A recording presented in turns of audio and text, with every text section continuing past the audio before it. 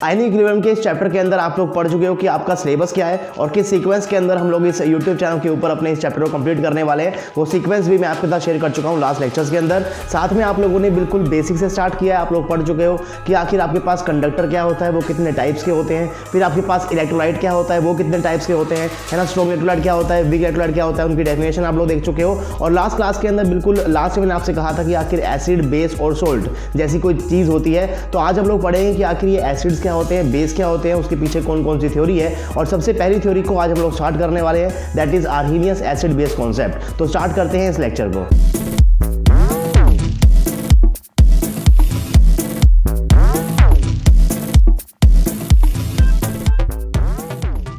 Hey guys, this is RJ and welcome to RJ Academy. So this is lecture number 3 of ionic equilibrium. I hope कि आपने starting के 2 lectures देख लिए होंगे, but अगर नहीं देखे हैं तो मैं ऊपर यहाँ पर आई बटन दे दूंगा, यहाँ पर क्लिक कर आप उन लेक्चर्स को जरूर देख लें, क्योंकि एक सीक्वेंस के अंदर पढ़ रहे हैं। अगर आपने सीक्वेंस मिस किया तो फिर चीज़ें आपको समझ में नहीं आएंगी। आज हम लोग पढ़ने वाले हैं कि आखिर एसिड क्या होता है, बेस क्या होता है। इसके पीछे आपके पास 3 थ्योरीज होती हैं। वो तीनों का नाम मैंने आपके सामने यहाँ पर लिखा हुआ है, दैट इज आर्हेनियस का कॉन्सेप्ट है, ब्रोंस्टेड-डुलोरियर कॉन्सेप्ट है and Lewis acid base concept है। इसके अंदर से हम लोग इस वाले को आगे जाकर यूज करेंगे और पूरे चैप्टर के अंदर हम लोग इसी का यूज करते रहेंगे। लेकिन ये दोनों भी इंपॉर्टेंट है, क्योंकि पहले आए थे, एसिड की पहले डेफिनेशन दी थी आर्हेनियस ने, तो जो चीजें पहले हुई थी उनके बारे में भी आपको जानना पड़ेगा और उनके ऊपर भी कभी कभी आपके एग्जाम के अंदर क्वेश्चन आ जाते हैं। उसके बाद जो आपके पास यहाँ पर सेकंड कॉन्सेप्ट है, दैट इज ब्रोंस्टेड-डुलोरियर कॉन्सेप्ट। यहाँ पर आप लोग पढ़ने वाले हो दैट कि आखिर कॉन्जुगेट एसिड बेस पेयर क्या होता है, तो उसका यूज तो आप पूरी की पूरी इक्विलिब्रियम के अंदर करने वाले हो। तो सेकंड वाला भी इंपॉर्टेंट है, ये आपके पास सबसे पहले आया था आर्हेनियस का, तो इसको भी पढ़ना पड़ेगा।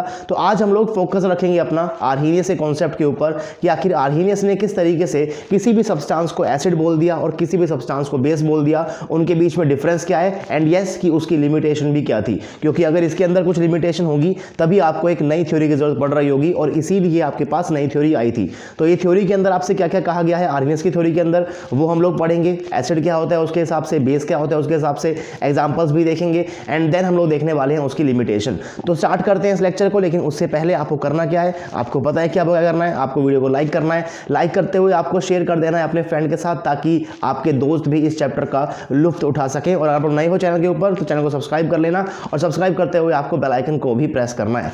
तब चलिए अब स्टार्ट करते हैं लेक्चर को भाई। तो सबसे पहले मैंने यहाँ पर लिखी हुई है हेडिंग आज की, एसिड एंड बेस, 3 थ्योरीज के नाम है। एंड उसके बाद हम लोग स्टार्ट करने वाले हैं अपना पहला concept, that is Arrhenius concept of acid and base. सबसे पहले बिल्कुल जनरल बातें, that is in 1884 the Swedish chemist Svante August Arrhenius, जिनका लाइफ टाइम था 1859 से 1927, propose that acid and bases can be defined in terms of the chemical species they form when they dissolve in water. तो इस definition को आप लोग जरूर focus रखिएगा। इसने किसी भी सब्सटेंस को क्लासिफाई करना शुरू किया एज एसिड एंड बेस जब वो पानी के अंदर डिसॉल्व हो रहे हैं। तो डेफिनेशन के अंदर ही पानी इंक्लूड है, तो पानी की जरूरत पड़ेगी आपको अकॉर्डिंग टू आर्हेनियस किसी भी सब्सटेंस को क्लासिफाई करने के लिए, एसिड या बेस के लिए। बढ़ेंगे कि आखिर एसिड क्या होता है, बेस क्या होता है, लेकिन उसके पहले जो चीज़ आप कभी नहीं देखते हो वो भी आपको मैं दिखा देता हूँ। ये रहे हमारे जी आर्हेनियस, है ना, और 1859 से लेकर 1927 तक इनका लाइफ टाइम था। And Arrhenius was awarded the 1903 Nobel prize in chemistry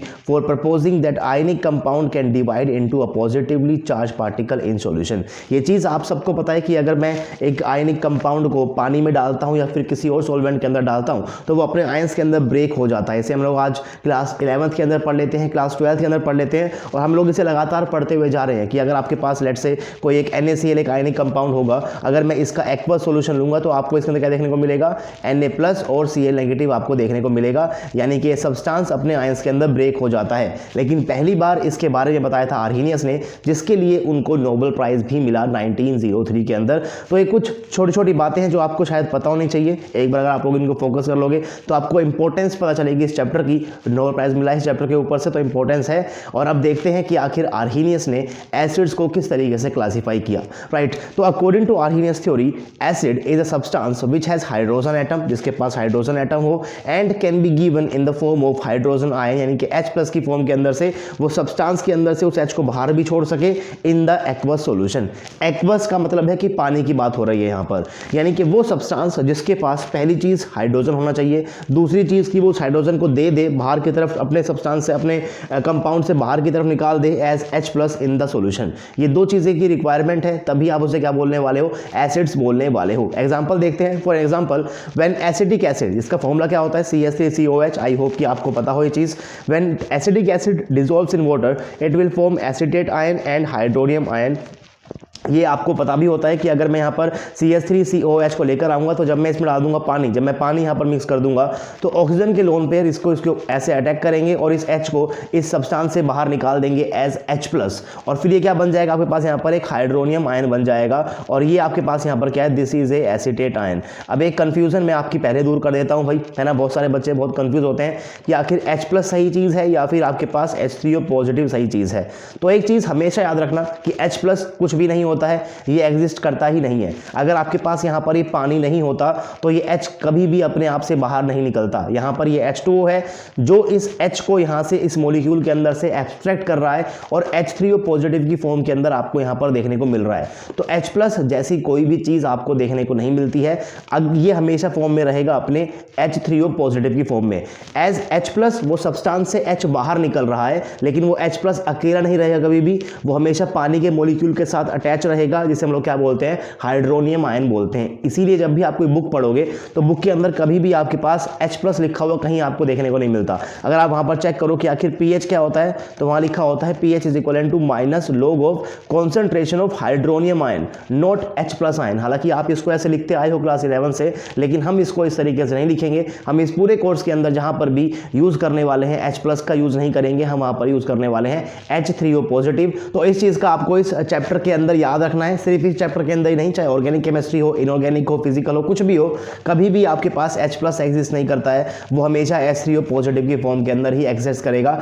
H+ के पास इलेक्ट्रॉन ही नहीं है तो आपके पास वहां पर वो चीज है ही नहीं, राइट। इलेक्ट्रॉन का होना तो बहुत जरूरी है ना, तो हमेशा क्या रहेगा आपके पास, H+ किसी ना किसी सॉल्वेंट के मॉलिक्यूल से जुड़ा हुआ रहेगा और अगर वो सॉल्वेंट आपके पास हुआ H2O तो this will be in the form of H3O positive. आपको हमेशा उसको ऐसे ही लेकर चलना है। In the same way HCl act as a Arrhenius acid in water and it converts Cl- ion by transferring hydrogen ion to the water. भाई सिर्फ एसिटिक एसिड थोड़ी ना ऐसे देता है, उसके अलावा आपके पास और भी बहुत सारे कंपाउंड दे सकते हैं, जैसे कि आपको HCl भी दे सकता है। तो जब मैं HCl को पानी के अंदर मिक्स करता हूं तो पानी का आपके पास जो यहाँ पर ऑक्सीजन का मॉलिक्यूल आपके एटम है, इसका लोन पेयर इसको अटैक कर लेगा, H को बाहर निकाल लेगा यहाँ से और अगेन क्या बना लेगा वो H3O पॉजिटिव यानी कि हाइड्रोनियम आयन, और ये आपके पास यहाँ पर क्या है, एक क्लोराइड का आयन है।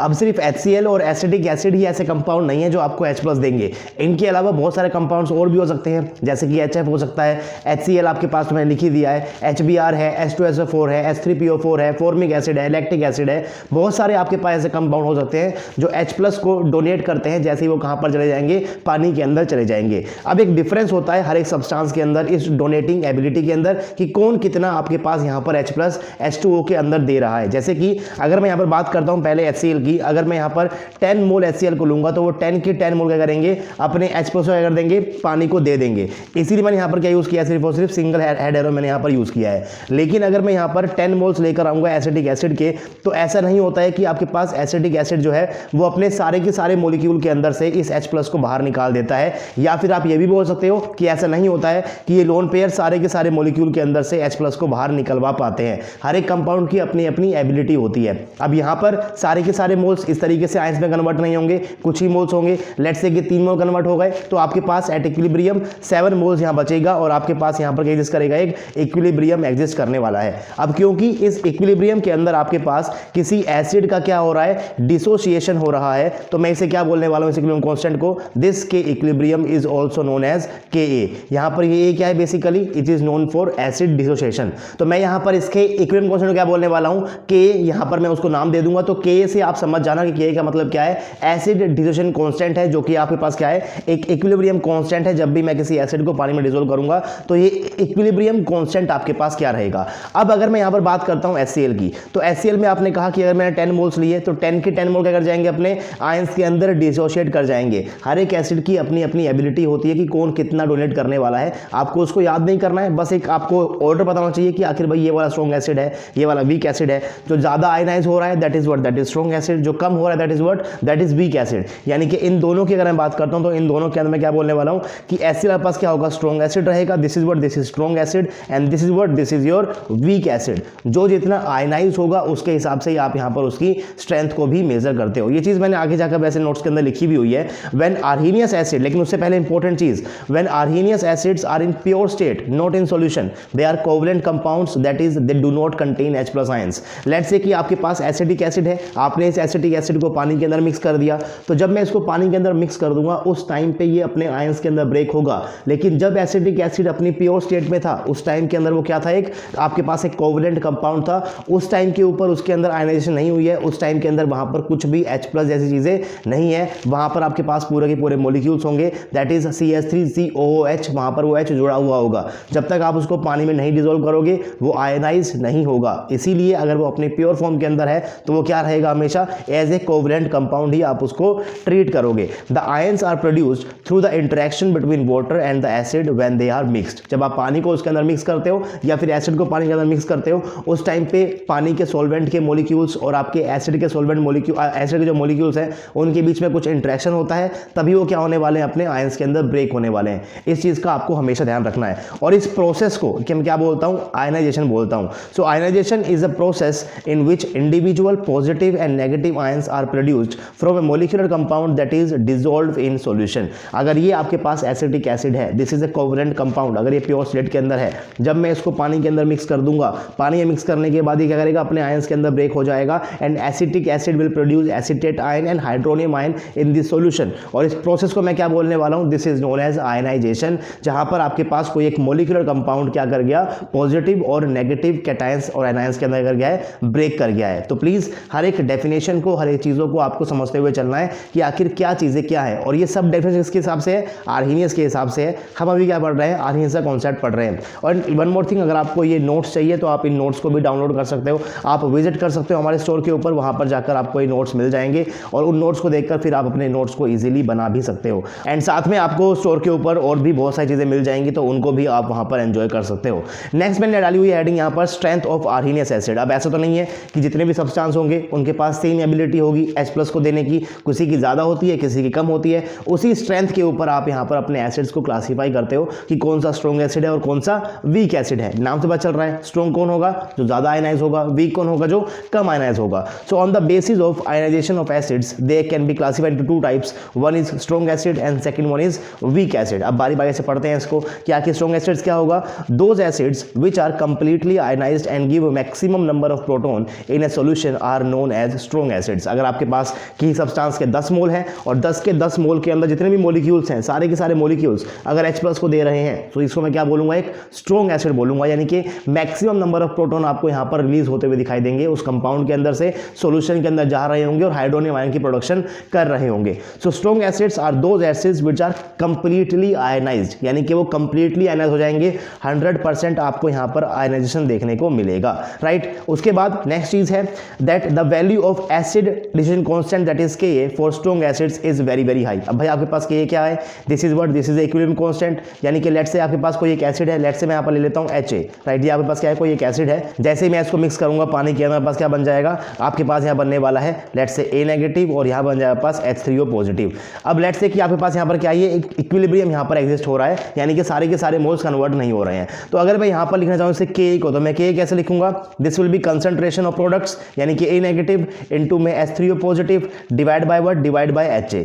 नाउ लेट्स से कि आपके पास जो ये Ha है, this is what, this is a strong acid. अगर ये स्ट्रॉन्ग एसिड होगा तो कंप्लीटली आयनाइज्ड होगा, और अगर ये कंप्लीटली आयनाइज्ड है तो एट इक्विलिब्रियम आपके पास इसकी क्या रहेगी, कंसंट्रेशन बिल्कुल जीरो के अराउंड रहेगी और इनकी क्या रहेगी, बहुत ज्यादा रहेगी। यानी कि न्यूमरेटर बहुत ज्यादा रहेगा और डिनोमिनेटर ऑलमोस्ट जीरो के बराबर है, तो आपके पास Ka की वैल्यू क्या हो जाएगी, बहुत ही ज्यादा हो जाएगी। यही चीज मैंने यहां पर लिखी हुई है दैट आपके पास जो Ka की वैल्यू होती है for strong acids is very very high. और जो बेसिकली स्ट्रेंथ है ये आपके पास डायरेक्टली प्रोपोर्शनल है Ka से। भाई अगर आपके पास यहां पर ये Ka की वैल्यू ज्यादा होगी, इसका मतलब क्या है, इसका मतलब साफ साफ है आपके पास यहां पर क्या है, न्यूमरेटर की वैल्यू ज्यादा है, और अगर न्यूमरेटर ज्यादा है दैट मींस आपके पास आयन ज्यादा है, और अगर आपके पास आयन ज्यादा है दैट मींस आयनाइजेशन ज्यादा हुआ है और वापस क्या हो जाएगा, एक स्ट्रॉन्ग एसिड हो जाएगा। तो जो स्ट्रेंथ है वो आपके पास क्या होती है, बिल्कुल डायरेक्टली प्रोपोर्शनल होती है आपके Ka से। अब आपने एक चीज पढ़ी है, आपने पढ़ा है कि आखिर एक चीज होती है pH।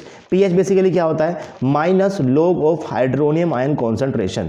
सेम उस तरीके से आपके पास एक चीज होती है pKa, ये आपके पास क्या होगा माइनस log ऑफ Ka, यानी कि हर एक एसिड्स के लिए आप Ka को भी डिफाइन करते हो और Ka की वैल्यू बेसिकली कैसी होती है 1.35 इंटू 10 की पावर माइनस का 11, 10 की पावर माइनस का 7, तो उसको लिखना भी मुश्किल होता है, पढ़ना भी मुश्किल होता है। इसीलिए हमने यहाँ पर pKa को भी डिफाइन किया हुआ है, क्योंकि जैसे ही मैं 1.1 इंटू में 10 की पावर 14 का log लेकर माइनस लगाऊंगा, उसके वैल्यू आपके पास क्या आ जाएगी 14, इसकी वैल्यू आ जाएगी। तो इसको लिखना थोड़ा मुश्किल होता है, इसको लिखना ईजी होता है, इसीलिए हम लोग Ka को भी कैसे डिफाइन कर देते हैं एज pKa डिफाइन कर देते हैं। लेकिन pKa इज इक्वल टू क्या होता है, is equal to negative of this log of Ka की वैल्यू होती है, यानी कि अगर Ka की वैल्यू ज्यादा होगी तो इस नेगेटिव की वजह से इस pK की वैल्यू क्या हो जाती है, कम हो जाती है, यानी कि pKa is inversely proportional to Ka, अगर Ka ज्यादा है तो pK कम है, इस चीज का ध्यान रखना। और मैं यहां पर क्या बोल रहा हूं, मैं यहां पर बोल रहा हूं that strength is directly proportional to Ka, और मैं यहां पर फिर क्या बोल सकता हूं, मैं यहां पर बोल सकता हूं कि अगर आपका K pKa से इनवर्सली प्रोपोर्शनल है तो स्ट्रेंथ क्या बन जाएगी आपकी, इनवर्सली प्रोपोर्शनल टू pKa। इस चीज को भी आप यहां पर याद रखो, चाहे तो लिख सकते हो that is strength is inversely proportional to 1/pKa। अगर pKa की वैल्यू आपके पास ज्यादा है तो स्ट्रेंथ कम है, अगर pKa की वैल्यू कम है तो स्ट्रेंथ ज्यादा है, इस चीज को भी आपको याद रखना है और कंफ्यूज बिल्कुल भी नहीं होना है। pKa को हम आगे जाकर पढ़ने वाले हैं, अभी के लिए बस इतना याद रखो that pKa is what, pKa is equal to minus log of Ka। अगर Ka की वैल्यू ज्यादा होती है तो pK की वैल्यू क्या होती है, कम होती है। अगर Ka आपके पास ज्यादा है तो स्ट्रेंथ ज्यादा है, यानी कि स्ट्रेंथ ज्यादा होने के लिए आपके पास pK की वैल्यू क्या होनी चाहिए, कम होनी चाहिए। बस इतना ही आप लोग याद रखो। अब इस कहानी को लेकर चलते हैं आगे, और स्ट्रॉन्ग एसिड की बात करने के बाद अब बात कर लेते हैं थोड़ी सी वीक एसिड्स की भी। बिल्कुल सेम कहानी है जैसे स्ट्रॉन्ग की थी, वो पॉइंट्स आपको यहाँ पर याद रखने हैं वीक के लिए भी, लेकिन कुछ छोटा मोटा यहाँ पर डिफरेंस होने वाला है। तो those acids which are partially ionized in solution like acetic acid, HF and many more, बहुत सारे एग्जांपल्स हम पढ़ने वाले हैं और भी। सो एंड मेनी मोर, ये आपके पास वो एसिड्स हैं जो कि आपके पास क्या करेंगे, पार्शियली आयनाइज होंगे, and these type of acids are known as what, these type of acids are known as weak acids. So the value of acid dissociation constant यानी कि Ka for weak acids is comparatively less. Of course strong की ज्यादा होती और week के पास क्या होती है, कम होती है। और आपके पास बहुत सारे वीक एसिड्स हैं, उसके अंदर से जिसकी Ka की वैल्यू ज्यादा, वो उनके अंदर से क्या होगा, आपके पास स्ट्रॉन्ग एसिड्स होगा। जैसे कि मैंने यहाँ पर आपको एक टेबल दिखाई हुई है, इस टेबल में आपको काफी सारे एसिड्स देखने को मिलेंगे, उनका आपको केमिकल फॉर्मूला देखने को मिलेगा और यहाँ पर उनकी Ka की वैल्यू लिखी हुई है। This is the formula. यहाँ पर आपके पास क्या है, एसिड का नाम है जिसकी परक्लोरेट है, हाइड्रोक्लोरिक है, राइट। तो आपके पास यहाँ पर बहुत सारे एसिड्स के नाम भी है। दिस इज यहाँ पर लिखा हुआ है हाइड्रोफोबिक, बट यहाँ पर क्या आने वाला है भाई, हाइड्रोब्रोमिक आएगा, राइट, हाइड्रोब्रोमिक एसिड। कुछ नाम से यहाँ पर शायद गलत हो सकते हैं, हाइड्रोक्लोरिक है, nitric acid, sulphuric acid. Hydroponic नहीं आएगा भाई, यहाँ पर क्या आएगा आपके पास, हाइड्रोनियम आयन आएगा। This is what, this is hydronium ion. But I hope कि नेम के अंदर तो करेक्शंस आप लोग कर लोगे। Next one is what, next one should be iodic acid, this is not ionic acid.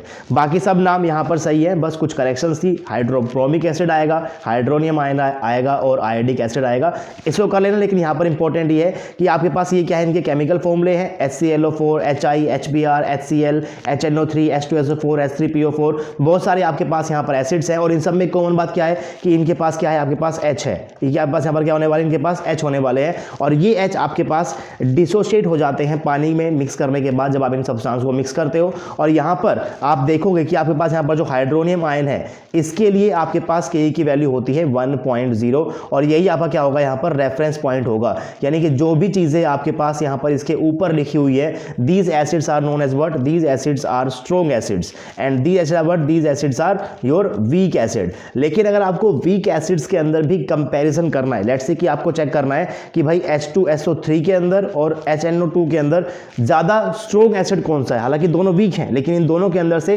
ज्यादा स्ट्रॉन्ग कौन सा है, तो इसके अंदर आपको चेक करना है किसके लिए Ka की वैल्यू ज्यादा है। तो इसके लिए वैल्यू आपके पास क्या है, 1.5 इंटू 10 की पावर माइनस का 2, एंड इसके लिए पास क्या है 4.6 इंटू 10 की पावर माइनस का 4, यानी कि ये वैल्यू बड़ी है।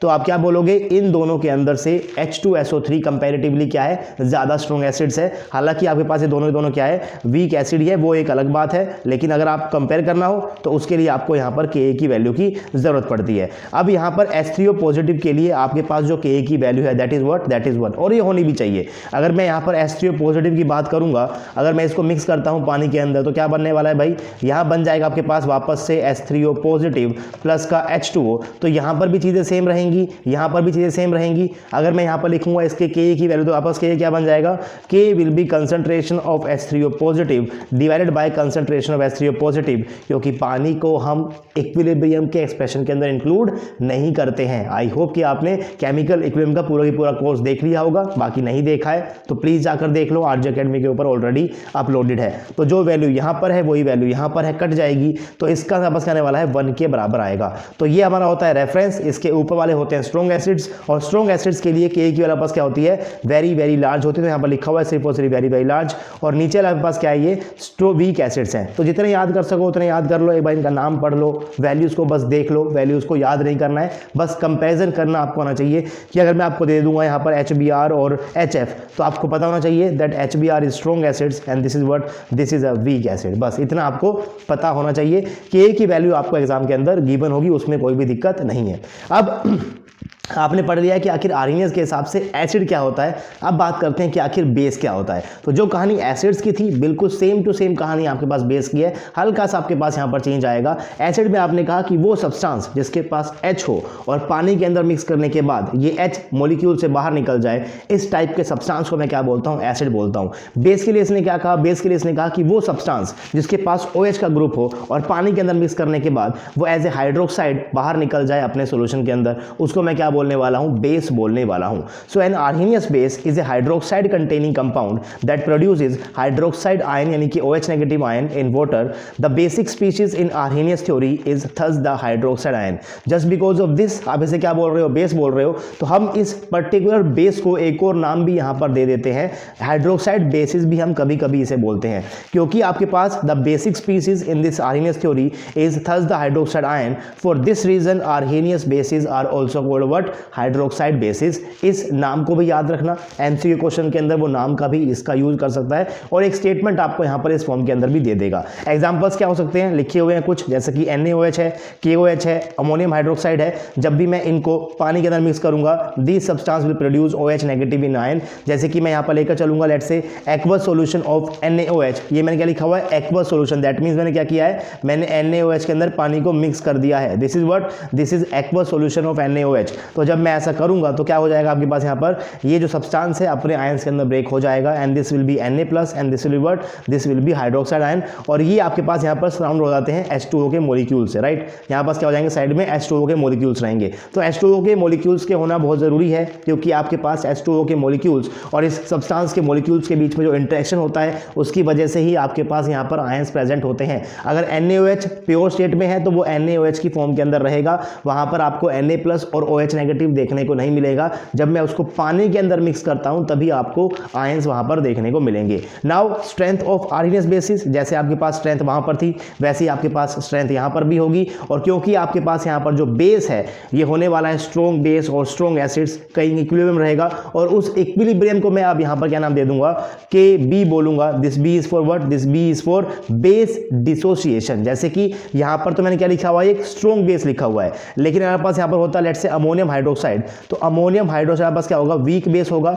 और ये कंप्लीटली आयनाइज नहीं होता है। So this will be what, equilibrium, and यहां पर आपके पास क्या आएगा, अमोनियम का आयन आएगा, एंड यहां आपके पास क्या आएगा, OH नेगेटिव का आयन आएगा। So this equilibrium constant is known as what, this is known as your KB, यानी कि बेस डिसोसिएशन कांस्टेंट। इन चीजों को हम बहुत डिटेल में और बार बार पढ़ेंगे आगे जाकर, तो आपको ये सब कुछ याद भी हो जाएगा। लेकिन जैसे कि आपने एसिड के अंदर भी कहा था कि हर एक सब्सटेंस बिल्कुल बराबर आयनाइज नहीं होता, जैसे कि NaOH है कंप्लीटली आयनाइज हो जाता है, आपके पास अमोनियम हाइड्रोक्साइड है कंप्लीटली नहीं होता है। तो हर एक सब्सटेंस की अपनी अपनी एबिलिटी होती है, और वो कितना आयनाइज हो रहा है उसके ऊपर ही आप क्लासीफाई करते हो कि ये स्ट्रॉन्ग बेस है और ये आपके पास क्या है, वीक बेस है। So on the basis of ionization of base they can be classified into two types, one is strong base, second one is what, second one is weak base. नाम से पता चल रहा है, strong base are the those bases which when dissolved in water dissociate completely to give OH negative ions are known as strong base. जैसे कि आपके पास NaOH होता है, KOH होता होता है, अगर मैं 10 मोल NaOH को डालूंगा पानी के अंदर तो 10 मोल में जितने भी आपके पास मॉलिक्यूल है NaOH के, जितने भी आपके पास मॉलिक्यूल NaOH के, वो क्या कहते हैं, सारे सारे ब्रेक कर जाएंगे। इस चीज़ को ध्यान रखना। और आपके पास वीक बेस क्या होगा फिर, लेकिन उससे पहले स्ट्रेंथ की बात कर लेते हैं, जैसे वहां पर की थी, the value of base dissociation constant that is Kb for strong bases is very very high, strength is directly proportional to Kb, और बोल सकते हो inversely proportional to pKb। pKb basically आपके पास यहाँ पर क्या होगा, this is equal to what, minus log of Kb, ये होगा आपके पास यहाँ पर pKb। तो फॉर्मूला याद रखो, और याद रखो कि आपका जो स्ट्रेंथ होता है एसिड का, that is what, that is inversely proportional to pKb। इस चीज को भी आप याद रखना। मैं आखिर आपको एक टेबल दिखाऊंगा जहां पर मैं आपको दिखाऊंगा कि अगर ज्यादा pKa है तो आपके पास वो वीकर एसिड है, अगर कम pKa है तो स्ट्रॉन्गर एसिड है। सेम उस तरीके से ज्यादा pKb की वैल्यू है तो वीकर बेस है, अगर कम pKb की वैल्यू है तो स्ट्रॉन्गर बेस है। एग्जांपल्स चेक कर लो, यहाँ पर NaOH है, KOH है, etcetera, these are for strong bases. अब आगे चलते हैं, बात करते हैं वीक बेसिस की भी। So those bases which are partially ionized in solution are known as weak bases. The base dissociation constant that is Kb for weak bases is comparatively less. कुछ एग्जांपल्स लिखे हुए हैं, ammonium hydroxide, calcium hydroxide, aluminium hydroxide and etcetera. And साथ में अभी मैं आपको दिखाने वाला हूं ये पूरी टेबल, और आपको यहां पर एक अजीब चीज देखने को मिलेगी, दैट इज कि आखिर ये कॉन्जुगेट बेस क्या है। तो कॉन्जुगेट बेस को आप फर्स्ट टाइम पढ़ोगे under the Bronsted Lowry acid base theory, जो नेक्स्ट हम लोग स्टार्ट करने वाले हैं। लेकिन अभी के लिए आई होप कि आपको थोड़ा बहुत आइडिया भी होगा। अगर मैं किसी भी एसिड के अंदर से जो H आपके पास बाहर निकलने वाला है, अगर मैं उसको बाहर निकाल दूंगा तो बनने वाला जो आपके पास होता है ये anion, this is what, this is known as conjugate base. जैसे कि अगर आपके पास लेट्स से एसिटिक एसिड है, राइट, एसिटिक एसिड के अंदर से अगर मैं इसको पानी के अंदर मिक्स करता हूं तो क्या बन जाएगा पास, यहाँ पर यहाँ बनने वाला पास CH3COO नेगेटिव प्लस का H3O पॉजिटिव। ये आपके पास पूरी इसकी इक्वेशन रहेगी। This is what, this is known as acid. अगर इस एसिड के अंदर से मैं इस H प्लस को यहां से बाहर निकाल दूंगा तो मेरे पास क्या बन जाएगा, मेरे पास ये वाला कंपाउंड बनेगा, and this is what, this is known as conjugate base. इसे मैं क्या बोलूंगा, कॉन्जुगेट बेस बोलूंगा। क्यों बोलूंगा इसको मैं ऐसा, क्योंकि मैं अगर इस सब्सटेंस को अब यानी कि अगर मैं CH3COO नेगेटिव को पानी से मिक्स कर दूंगा तो अब क्या होगा भाई, देखिए ये रहा पानी का मॉलिक्यूल। अब ये सब्सटेंस क्या करेगा, अब ये सब्सटेंस यहां पर जो उसके लोन पेयर होंगे इसके ओके, ये इस H के ऊपर अटैक करेंगे और अब क्या बना लेंगे, ये वापस से अपना एसिटिक एसिड बनाएंगे एंड साथ में रिलीज कर देंगे OH नेगेटिव आयन। यानी कि अगर मैं अब इस पर्टिकुलर कंपाउंड को पानी में मिक्स करता हूं तो ये OH नेगेटिव को प्रोड्यूस कर रहा है, तो ये ऑटोमेटिकली क्या बन जाएगा, अब एक बेस बन जाएगा। हालांकि कॉन्जुगेट बेस और कॉन्जुगेट एसिड बेस पेयर को हम पढ़ने वाले हैं नेक्स्ट लेक्चर के अंदर, लेकिन अभी के लिए मैंने जस्ट आपको एक आइडिया दिया है ताकि मैं आपको ये टेबल एक बार समझा सकूं और आगे क्या पढ़ने वाले हैं उसके बारे में भी आपको बता सकूं। तो यहाँ पर काफी सारे एसिड्स के नाम लिखे हुए हैं इस टेबल के अंदर, उनका फॉर्मूला लिखा हुआ है एंड लिखी हुई है उनकी pKa की वैल्यू। तो pKa की वैल्यू यहाँ पर है 0.20, 0.66, 1.23, 1.30, यानी कि आपके पास यहाँ पर इंक्रीज होती जा रही है प्लस pKa की वैल्यू, यानी कि स्ट्रेंथ क्या होती जाएगी, अब डिक्रीज होती जाएगी। दैट क्लियरली मीन्स कि आपके पास यहाँ पर ये ऊपर क्या लिखे हुए हैं, these are stronger acids and these are what, these are your weaker acid. क्योंकि अगर pKa की वैल्यू ज्यादा होती है तो एसिड रहेगा वीक, और अगर आपके पास pKa की वैल्यू कम होती है आपके पास एसिड क्या रहेगा, स्ट्रॉन्ग रहेगा। ये सेम चीज आपके पास यहाँ पर pKb के अंदर भी है। pKb की वैल्यू क्या है 13.80, 13.34, यानी कि pKb आपके पास डिक्रीज होता हुआ जा रहा है, यानी कि नीचे आपके पास यहाँ पर क्या होंगे, स्ट्रॉन्गर बेस, और ऊपर आपके पास यहाँ पर क्या होंगे, वीकर बेस। और एक चीज हम आगे पढ़ने वाले हैं, दैट इज भाई अगर आपके पास यहाँ पर लिखा हुआ है मैंने F3CCOH, यानी कि आपके पास यहाँ पर क्या है, आपके पास यहाँ पर है CF3COOH, यहाँ पास क्या होता है, एक स्ट्रॉन्ग एसिड होता है। अगर ये आपके पास एक स्ट्रॉन्ग एसिड है और मैं इसके अंदर से यहाँ पर इस H प्लस को बाहर निकाल दूंगा तो मेरे पास क्या बन जाएगा, मेरे पास बन जाएगा यहाँ पर CF3COO negative, and this is what, this is it's conjugate base. और इसे मैं क्या बोलूंगा, एक बेस बोलूंगा, राइट। एंड ये बेस आपके पास कैसा होगा, वीक बेस होगा। ध्यान रखिएगा कि अगर एसिड आपके पास स्ट्रॉन्ग है तो उसका कॉन्जुगेट बेस कैसा होता है भाई, वीक होता है। सेम उस तरीके से अगर आपके पास एसिड वीक होगा तो उसका कॉन्जुगेट बेस आपके पास क्या होने वाला है, स्ट्रॉन्ग होने वाला है। ये हम लोग पढ़ेंगे नेक्स्ट थ्योरी के अंदर। अभी के लिए जैसे आपको हिंट दे रहा हूं कि अगर एसिड स्ट्रॉन्ग है तो उसका कॉन्जुगेट बेस क्या होगा, वीक होगा। अगर एसिड आपके पास वीक है तो उसका कॉन्जुगेट बेस क्या होगा, स्ट्रॉन्ग होगा। एक इनवर्स रिलेशन आपको यहां पर देखने को मिलता है कॉन्जुगेट एसिड बेस पेयर के अंदर, जो हम लोग बेसिकली स्टार्ट करेंगे अपने नेक्स्ट लेक्चर के अंदर एक नई थ्योरी के अंदर। लेकिन उस नई थ्योरी की हमें जरूरत क्यों पड़ेगी, क्योंकि आपके पास यहां पर कुछ लिमिटेशंस है। लिमिटेशंस क्या है उनको समझने की कोशिश कीजिए। स्टार्टिंग से ही आप बोल रहे हो कि आपके पास कोई सब्सटेंस होगा, उसको आप पानी के अंदर मिक्स करोगे, उसको आप पानी के अंदर मिक्स करोगे। तो पहली चीज़ पानी का होना बहुत ज़रूरी है। लेकिन अगर आपके पास एसिटिक एसिड एक एसिड है और मैं उसको पानी के अंदर मिक्स करके चेक कर रहा हूँ कि वो एक एसिड है, लेकिन क्या जब पानी नहीं होगा तो क्या मैं सब्सटेंस को उस टाइम पे एसिड नहीं बोलूँगा? भाई एसिड तो एसिड रहेगा, लेकिन बिना पानी के आप क्लासीफाई नहीं कर पा रहे हो अपने सब्सटेंस को कि ये एसिड है या फिर ये बेस है। एक कमी इसके अंदर ये होती है कि आपको यहाँ पर पानी की रिक्वायरमेंट है। दूसरी कमी डेफिनेशन के अंदर ही है, ये कह रहा है कि आपके पास कंपाउंड के पास H होना चाहिए जो कि वो बाहर की तरफ डोनेट करेगा। लेकिन अगर किसी कंपाउंड के पास H ना हो और स्टिल वो आपके पास एसिड हो, ऐसे कंपाउंड पास होते हैं जैसे कि CO2 है, SO2 है, these are acidic in nature, लेकिन आपके पास यहाँ पर कहीं पर भी H देखने को नहीं मिल रहा, तो ये भी इसकी क्या होने वाली है? एक लिमिटेशन होने वाली है। लिखा हुआ है, एक बार मैं इसको पढ़ देता हूँ आपके सामने। पहला मैंने यहाँ पर लिखा हुआ है that this concept could not explain the acidic and basic character of certain substances, जैसे कि NH3 जो कि एक बेस है लेकिन इसके पास OH नहीं है। NH3 एक बेस होता है लेकिन इसके पास OH नहीं है, बट स्टिल ये क्या है? पास बेस है। सिमिलरली Na2CO3 बेस ही होता है। CO आपके पास क्या होता है? बेसिक नेचर का ही है, मैं लिखा हुआ है और बेसिक नेचर।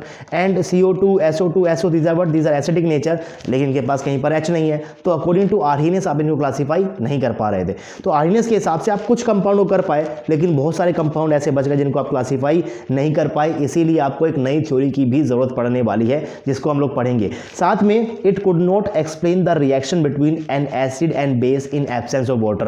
भाई पानी के एब्सेंस के अंदर ये एसिड और बेस की रिएक्शन को एक्सप्लेन ही नहीं कर पा रहा था।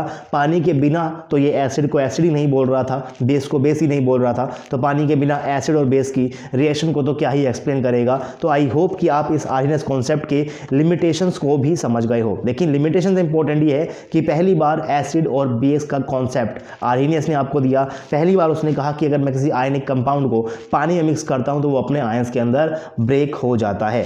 तो आई होप कि आपको आर्हीनेस का ये कॉन्सेप्ट पसंद आया होगा, आपको समझ आया होगा। अगर समझ आया है तो वीडियो को आपको लाइक करना है और आपको इस वीडियो को अपने फ्रेंड के साथ शेयर करना है। अगर आपको हमारा काम अच्छा लगता है तो आप RJ अकेडमी की फाइनेंशियली हेल्प भी कर सकते हो। आप हमें फोन पे, गूगल पे या पेटीएम कर सकते हो। नंबर आपकी स्क्रीन के ऊपर है 9053519385। Any support is highly appreciable guys, ताकि हम आपके सपोर्ट की हेल्प से आपके लिए इस तरीके से नए नए कोर्सेज लाते रहें एकदम फ्री। एंड अगर आपको नोट्स चाहिए तो आप विजिट कर सकते हो हमारी स्टोर के ऊपर www.rjacademy.store। साथ में आपको वहां पर और भी चीज़ देखने को मिल जाएंगी, टेस्ट सीरीज एंड बहुत सारे आपको डेडिकेटेड वीडियो लेक्चर वाले कोर्स भी देखने को मिल जाएंगे, जहां पर आपको और भी चीज़ें मिलती हैं। तो वो सब चीज़ें भी आप स्टोर के ऊपर विजिट कर देख सकते हो। आपसे मिलता हूं मैं नेक्स्ट वीडियो में, तब तक के लिए आप लोग पढ़ते रहिए, पढ़ाते रहिए, खुश रहिए। Thank you so much.